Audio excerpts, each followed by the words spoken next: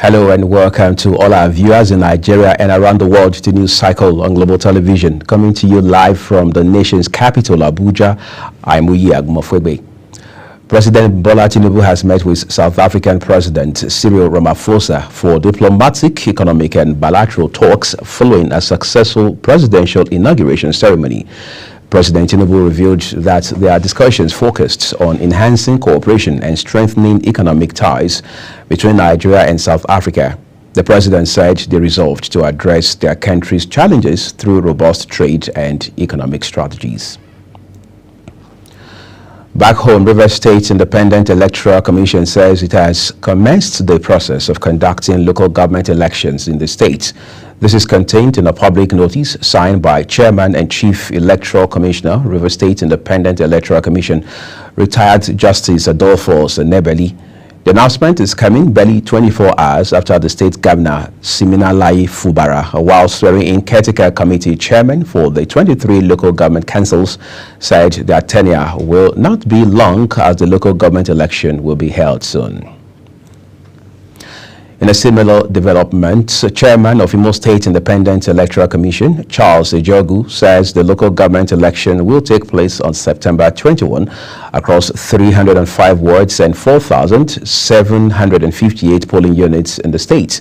He stated this during a stakeholders meeting held in Owerri, Imo State capital.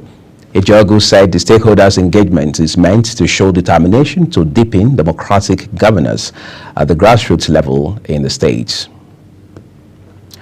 The fighter aircraft acquired by the Nigerian Army is expected to arrive in the country today. The exact number of arriving aircraft is not yet known, but the group is the first of its kind expected in Nigeria. In a notice sent to reporters today, the headquarters, the Chief of Army Staff would immediately inaugurate the aircraft for operational use. As the nation awaits President Bola Tinubu's executive bill on new minimum wage to the National Assembly, a host of states may need a bailout or retrench workers to be able to pay the 62,000 naira being proposed by the federal government and organized private sector. Although most of the states have been getting more allocations since the removal of fuel subsidy in May 2023, the increment is reportedly insufficient to sustain payment of 62,000 naira minimum wage. Meanwhile, the organized private sector has said there is nothing like agreement in the just concluded meeting of the Tripartite Committee on the new national minimum wage, but an alignment of interests. Nigeria and the Space Exploration and Research Agency from Delaware, United States of America, have signed a memorandum of understanding aimed at sending the first Nigerian to space. Minister of Innovation, Science and Technology, Uche Nnanji, said at the signing ceremony in Abuja that human spacecraft is a major aspiration for the country. Director General of the Nigeria Center for Disease Control and Prevention, Dr. Jide Idris, says the center is considering declaring a state of emergency on cholera if cases recorded go beyond manageable threshold. Dr. Olajide said this during the Adetokunbo Alakija Memorial Travel Medicine Lecture held in Lagos, organized by the Nigerian Society of Travel Medicine. The Nigeria Center for Disease Control and Prevention boss insisted that subject to the data that would be obtained from all the partners involved in the assessment, the health authorities may call in an emergency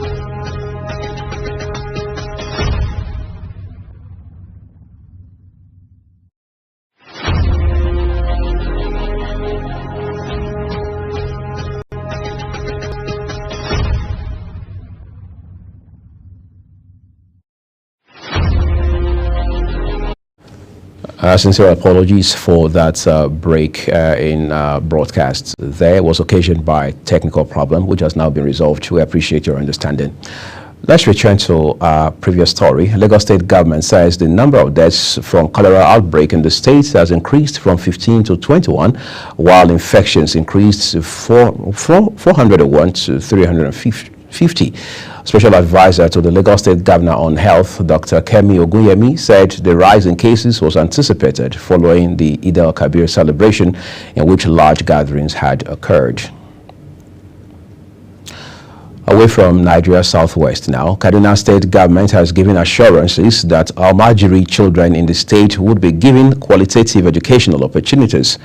Also, the government said about 25,000 school pupils spread across the 23 local councils of the state have already benefited from the school feeding program, which cost the government 4 billion naira. The assurance came from the special assistant to Governor Uba Sani on the school feeding program, Dr. Fozia Buhari Ado, in a statement made available in Abuja. You're watching the live broadcast of News Cycle, coming to you live from Nigeria's capital, Abuja. We're on Star Times, channel 276. Kindly follow us across all social media platforms using @Global TVNG and other handles as you now see on your screen. When the news returns, storm battle claims lives in Mexico and drenches United States coasts. We have those details and more for you behind this short break. We urge you not to go away.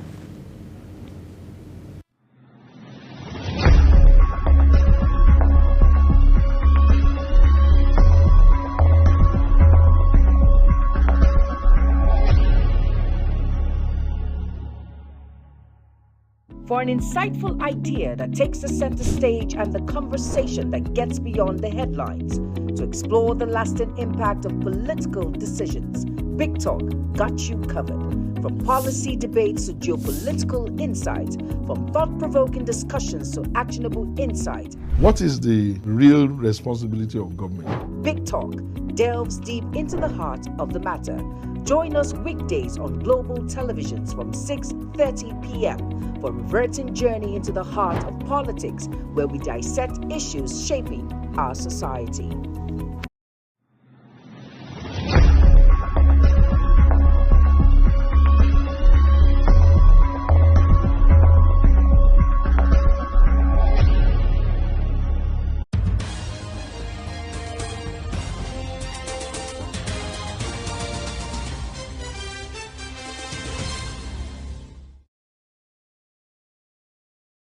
This is Global Television, bringing you live broadcast of News Cycle with Thuyi Agumafwebe. We appreciate your time with us on the news. Now let's take you to the foreign scene, where at least 34 people have died after consuming toxic bootleg alcohol in the southern Indian state of Tamil Nadu.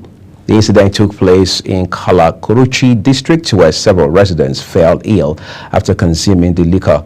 At least 80 people are being treated in hospitals for illnesses such as excessive diarrhea, and officials say the death toll could rise further. 2 people have been arrested so far, and a wider investigation has begun. 3 people have died after the Mexican coast was hit by the first named storm of the North Atlantic hurricane season, which is also drenching southern Texas with heavy rain. Storm Abato is threatening both countries with coastal flooding and high winds, says the U.S. National Hurricane Center. Officials in Mexico say the 3 deaths occurred in the northern Nuevo Leon state.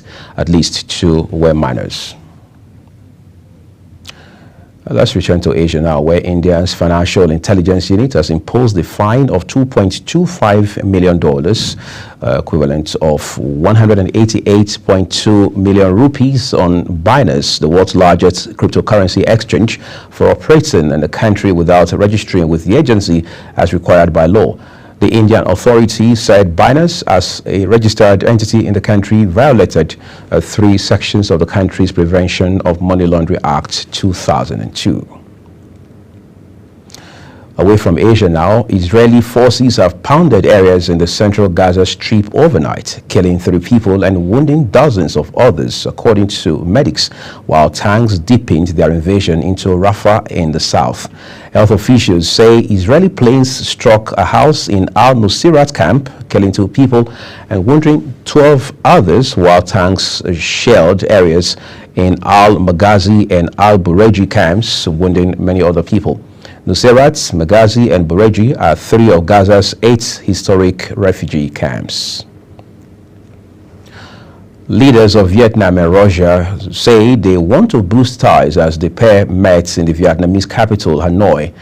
Vietnamese President To Lam was full of praise for his Russian counterpart, Vladimir Putin, congratulating him on his recent re-election. Putin, on his part, said strengthening a strategic partnership with the Southeast Asian country is one of Russia's priorities.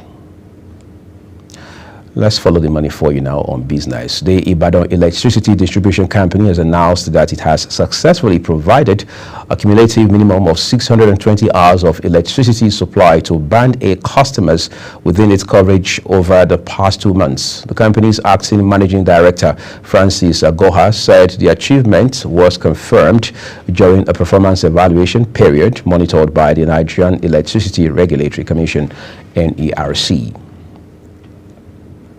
In a significant move to enhance Nigeria's oil and gas production, the NNPC Total Energies joint venture has announced a $550 million final investment decision for the Ubeta Field Development Project. This milestone, according to the nation's oil company, aligns with President Bola Tinubu's presidential executive order on oil and gas reforms designed to improve the investment climate and position Nigeria as the premier investment destination for the oil and gas sector in Africa.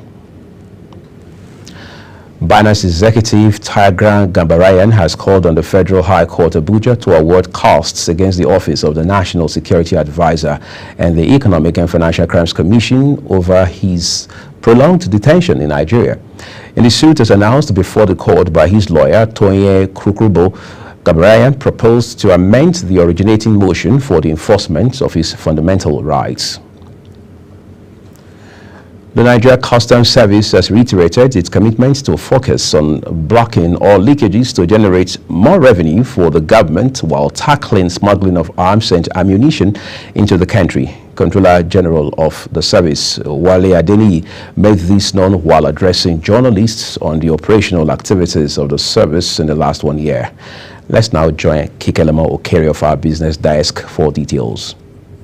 Controller General of Customs, Adewale Adeniyi, says in order to reduce illegalities and clearance at all ports, his administration is setting up a technical working group to work with Ministry of Finance at the port so as to intensify its anti-smuggling efforts. He says the service has so far recorded 63 seizures related to animals and wildlife products valued at 566 million naira.